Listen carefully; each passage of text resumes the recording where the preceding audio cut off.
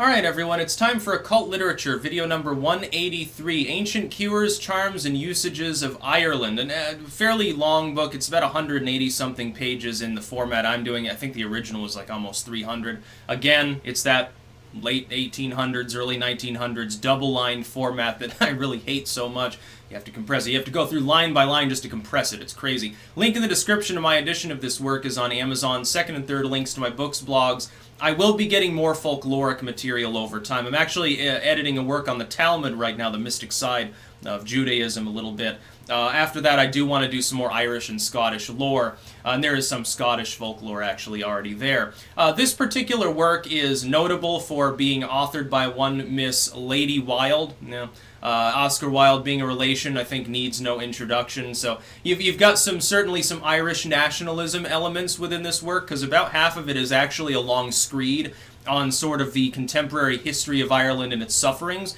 But the part of the work that I'm interested in, obviously, is the spiritual side, and that's really why I decided to edit this, not really for the nationalistic component. I don't have any strong opinions on giving Ireland back to the Irish, okay? Just talking about North Ireland, it's like, I'm not over there, so it's not my opinion to have, I suppose.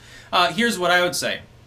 The first section is on some folk remedies. Some of them are herbal, and some of them are like incantations and prayers. It then goes into a fairly lengthy exposition on fairy folk, actually, which is, a fairly common theme within Irish mythology. Now, that's quite interesting. They're treated in a more elemental sense, I think, here, almost in the Rosicrucian vein at certain times. At other times, they're like shapeshifters. And sometimes they tend to be seductresses, like specifically fairies going for young men, trying to get them to come to fairyland. And diseases were ascribed to that, like if you had some wasting disease or something, you had been replaced by a fairy. They've given you a body double. You were in fairyland, and so they had various methods by which they would try to drive the fairy spirits away and restore you to health. Then it's also at the end, it's got a list of proverbs, some of which are more interesting than others. Perhaps the most weird part is actually some of the stories, especially about dead brides and like seducing old hags that are, again, shapeshifters.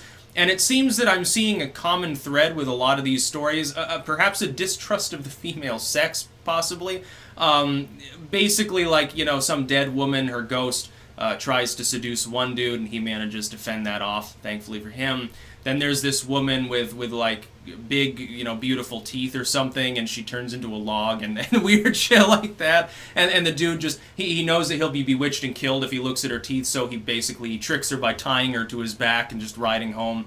And people thought it was uproarious and funny.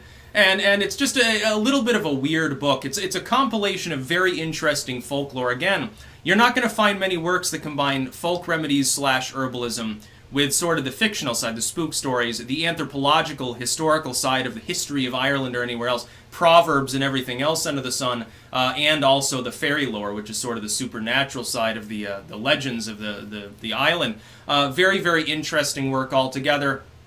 Again, lengthy segment, about half of the work is specifically geared towards Irish nationalism. And as for that, the funniest suggestion made is that the United States, because it has so many Irish, immigrants at the time, that they should mobilize and actually invade the island and liberate it from the British, or actually buy Ireland in order to give it its liberation, turn it into a state, basically. And I'm sitting there thinking to myself, yes, these opinions may be a little bit dated in retrospect, but I can understand why some people at the time, after, half a millennia of nonstop suffering, might have taken that seriously, especially since the United States, by that time, had absorbed literally more Irish people than Ireland still had because of famine and persecution. A little bit interesting there. So yeah, it's highly recommended, but a little bit weird at times, especially with regards to the spook stories. Again, link in the description to my edition of this work on Amazon. Second and third links are to my books, blogs. That's about all. Peace out.